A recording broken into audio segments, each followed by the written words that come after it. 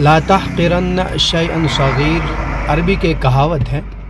کہ کسی چیز کو چھوٹا جان کر کے آپ اس کی حقارت نہ کریں، آپ اسے چھوڑیں نہیں۔ جیسا آپ لوگ جانتے ہیں آج وہ پیٹرول کی تھوڑی سی دقت ہے، تو میں ایک پیٹرول پمپ پہ پہنچا اور مجھ سے پہلے ایک دوسری گاڑی وہاں پہنچی ہے، تو اس سے ہم دونوں نے مانگا تو اس نے کہا تھوڑا سا ہے۔ تو جو مجھ سے پہلے گاڑی ہے اس نے کہا نہیں مجھے تھوڑا نہیں، مجھے پوری ٹینکی چاہیے، اگر ہے تو ٹھیک ہے۔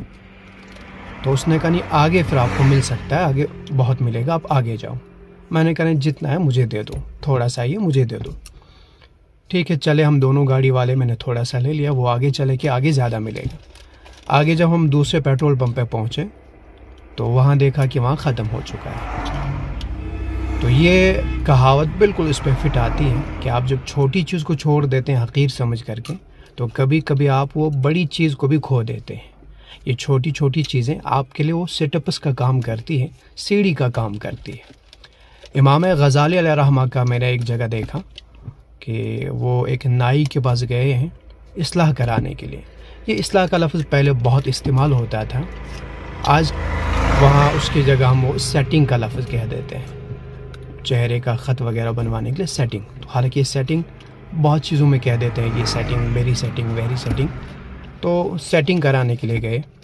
تو نائی نے کچھ پل کے بعد وہاں سے ایک بچہ آیا سامنے دروازے پر، تو نائی نے کہا دیکھو میں آپ کو بتا دوں یہ بچہ جو ہے یہ اس علاقے کا سب سے غبی بچہ ہے، کن ذہن بچہ ہے، ناسمجھ بچہ ہے۔ انہوں نے پوچھا وہ کیسے؟ تو کہا آپ دیکھیں میں آپ کو دکھا رہا ہوں تماشا۔ اس بچے کو جب وہ دروازے پہ آیا، شاید بھیک مانگنے والا تھا، تو جب آیا تو اس کو انہوں نے ایک ہاتھ میں 50 روپے رکھ دیے، 50 درہم، اور ایک میں 25 رکھ دیے، اور اس سے کہا لے لو۔ بچے نے اٹھا کر کے وہ 25 درہم اٹھا لے، 50 نہیں اٹھائے، اور یہ نائی خوب کھلکھلا کر کے ہنس رہا ہے، اور دوسرے لوگوں کو بھی جو وہاں بیٹھے ہوتے دربار کے لیے، سبھی تو اصلاح کے لیے نہیں آئے ہوتے، تو وہ کھلکھلا کے ہنس رہے۔ امام غزالی فرماتے مجھے اپنی جگہ بہت دکھ ہوا کہ بچے پہ یہ لوگ ہنس رہے ہیں اور اس طرح سے بچے کے ساتھ کر رہے ہیں، اور کچھ اس کی کند ذہنی پر بھی، غباوت پہ بھی تھوڑی بہت تکلیف ہوئی۔ تو میں نے کہا چلو میں بھی دیکھتا ہوں، اپنا کام یہاں سے ہو گیا، تو کہا میں آگے نکل گیا۔ وہ بچہ بھی کافی آگے نکل چکا تھا۔ کہا وہ گاؤں کے آخر میں جب میں پہنچا تو بچہ مجھے وہاں ملا، میں نے اسے بلایا،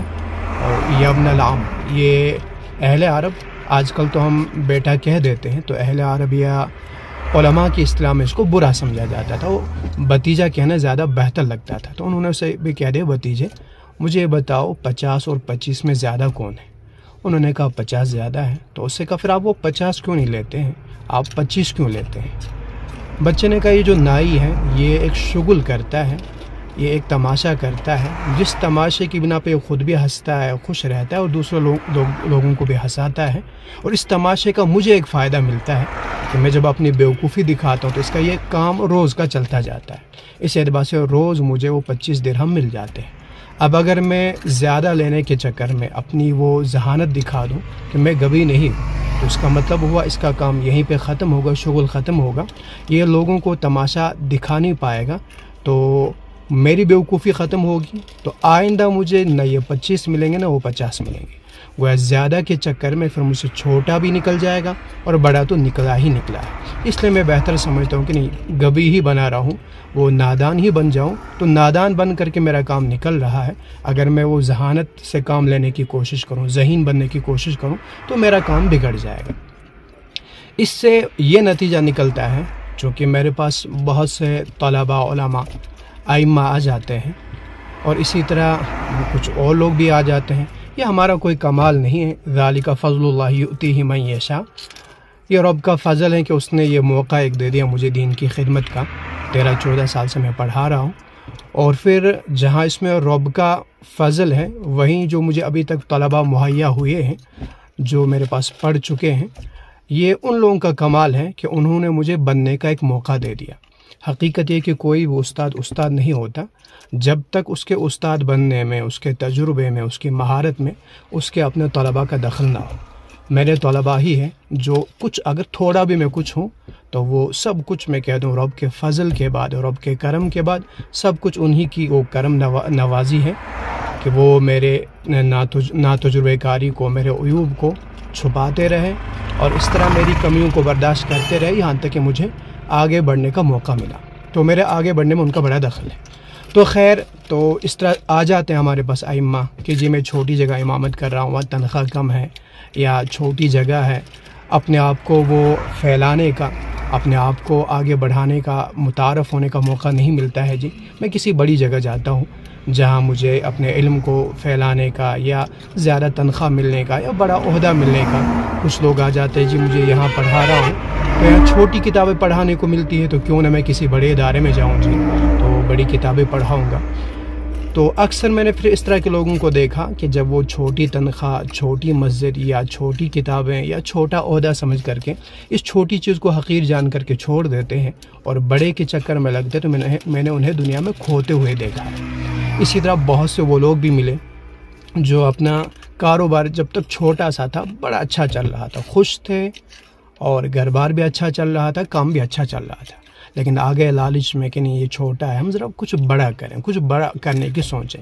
اور اب کی دنیا ہمیں سکھاتی بھی یہی ہے جی، کچھ کرنا ہے تو بڑا، لارج سوچیں، کچھ بڑا سوچیں، لیکن صحیح نہیں ہے۔ آپ چھوٹے کو حقیر جان کر کے اگر بڑے کی طرف بڑھنا چاہتے ہیں، یہ چھوٹی چیزیں تو جیسے میں نے شروع میں کہا ہمارے ایک سیڑھی ہوتی ہے آگے بڑھنے کے لیے، تو اگر انہیں حقیر جان کر کے چھوڑ دیا جائے تو میں نے ان تاجروں کو بھی پھر وہ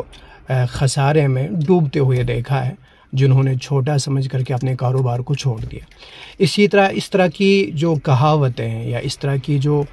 کہانیاں ہیں، ان میں ان لوگوں کے لیے بھی ایک سبق ہے جو کسی عہدے پہ ہیں، جو کسی ملک کو چلا رہے ہیں، کسی ادارے کو چلا رہے ہیں، یا کسی مسجد کے ذمہ دار ہیں، کسی فرم کے ذمہ دار ہیں، اور ان کے ماتحت میں کچھ لوگ ہیں وہ ان کے ساتھ اچھا سلوک نہیں کرتے، تو کبھی ان کی بغاوت ہو جاتی ہے، کبھی کوئی ان کا مخالف ہو جاتا ہے، تو اس میں ان کے لیے بھی ایک سبق ہے کہ اپنے کسی مخالف کو، اپنے کسی باغی کو، اپنے خلاف ہونے والی مخالفت کو آپ چھوٹا سمجھ کر کے کبھی نظر انداز نہ کریں۔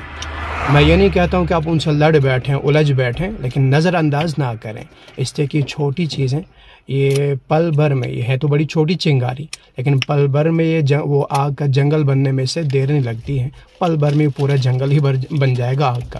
اس لیے ان چیزوں کو حقیر نہ سمجھے۔ اسی طرح ان لوگوں کے لیے بھی جو لوگ چھوٹی چھوٹی چیزوں کے لیے بھی قرض لیتے رہتے ہیں، مجھے بھی بہت سارے بولتے ہیں جی آپ کے اتنے جاننے والے ہیں، یہ ہیں وہ ہیں، تو آپ قرض کیوں نہیں لیتے ہیں، آپ یہ لائیے وہ لائیے، زمین لے لیجئے، چونکہ میرے پاس بھی ابھی ذاتی طور کچھ ویسا ہے نہیں، کچھ بھی نہیں، والد صاحب کا ضرور ہے،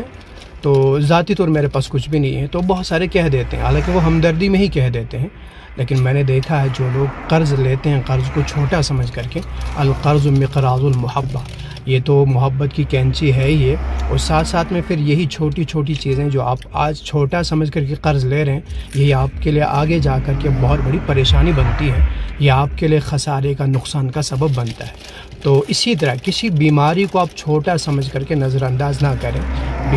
بیماری ہے، چاہے وہ روحانی ہو، چاہے وہ جسمانی ہو، ذہنی ہو، تو جو بھی بیماری ہے تو اسے آپ چھوٹا سمجھ کر کے نظر انداز کریں گے تو یہی چیزیں آپ کے لیے کبھی بڑی بن سکتی ہیں یا آپ کو بہت بڑا نقصان کر سکتی ہیں۔ تو لا تحقرن شیئا صغیر۔